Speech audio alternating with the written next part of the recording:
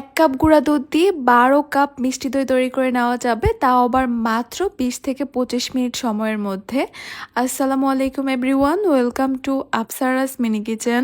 রোজার সময় কিন্তু আমরা সবাই কম বেশি দই খেতে পছন্দ করি, আর তাই তো সকল ধরনের টিপস আর ট্রিক্স সহকারে একটা পারফেক্ট মিষ্টি দইয়ের রেসিপি শেয়ার করেছি, যেন যে কেউ প্রথমবারে একদম পারফেক্ট মিষ্টি দই তৈরি করতে পারে।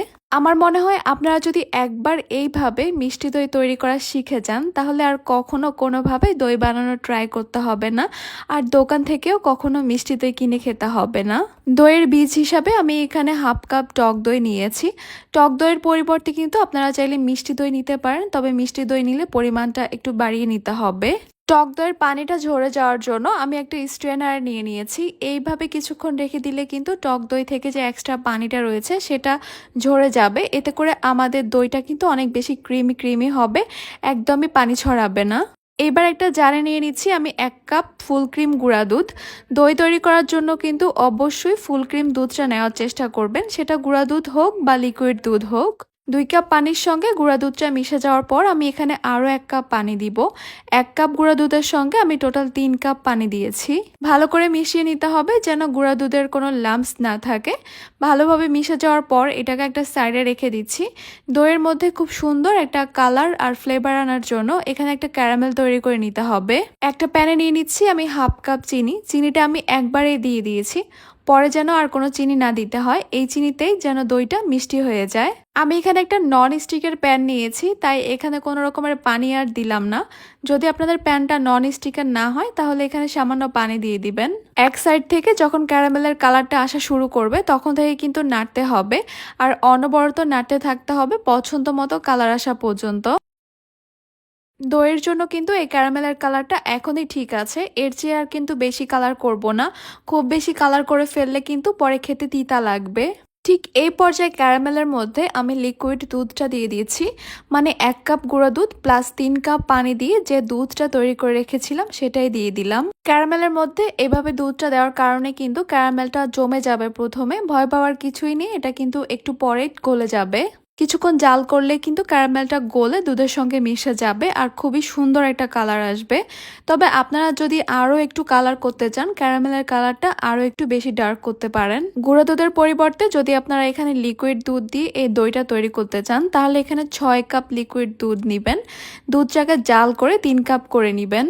গুঁড়া দুধ দিয়ে দই তৈরি করলে সবচেয়ে ভালো দিক হচ্ছে অনেক বেশি সময় ধরে জাল করে ঘন করতে হয় না, এমনিতেই কিন্তু অনেক ঘন হয়।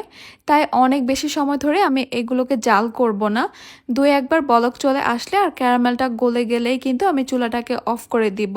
দুধটা জলদি ঠান্ডা করার জন্য আমি একটা বড় মিক্সিং বোলে নিয়ে নিচ্ছি।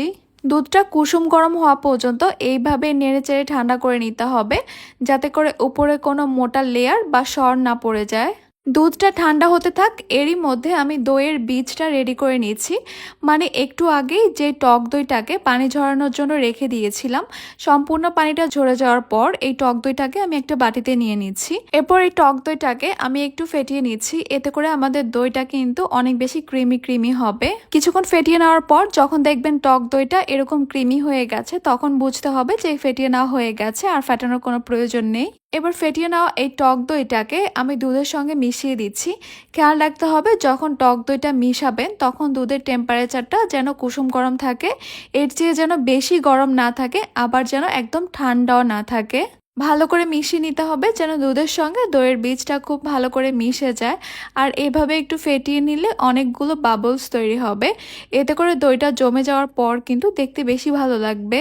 এই দইটাকে আপনারা যে কোনো পাত্রের মধ্যে জমাতে পারবেন। আমি এরকম ছোট ছোট কিছু মাটির ফিরনির বাটি বা কাপ বলতে পারেন নিয়ে নিয়েছি, এগুলোর মধ্যে দইয়ের মিশ্রণটা দিয়ে দিচ্ছি। আপনারা চাইলে স্টিলের, প্লাস্টিকের বা কাচের যে কোনো পাত্রের মধ্যে এই দইটাকে জমাতে পারেন বা বসাতে পারেন। এবার আমি সবগুলোকে ফয়েল পেপার দিয়ে ঢেকে দিচ্ছি, চাইলে এভাবেও ঢাকতে পারেন, আবার চাইলে মোটা টাওয়াল দিয়ে সবগুলোকে একসঙ্গেও ঢেকে দিতে পারেন। এইভাবেই ঢেকে একটা গরম জায়গায় রেখে দিব। ১ থেকে ১.৫ ঘন্টার মধ্যে কিন্তু এই দইগুলো জমে যাবে, কারণ এই দইয়ের কাপগুলো অনেক ছোট। আর যদি আপনারা চান দইটা একদম ইনস্ট্যান্ট চমুক, মানে ২০ থেকে ২৫ মিনিটের মধ্যে, তাহলে চুলায় প্রথমে একটা তাওয়া বসাবেন। এরপর এই স্টিলের প্লেটটা বসিয়ে দিবেন তাওয়ার উপরে। চুলার হিটটা রাখবেন একদমই লোতে, মানে নিভু নিভু অবস্থায়। এরপর এগুলোকে এভাবেই ঢেকে রেখে দিবেন ২০ থেকে ২৫ মিনিটের জন্য।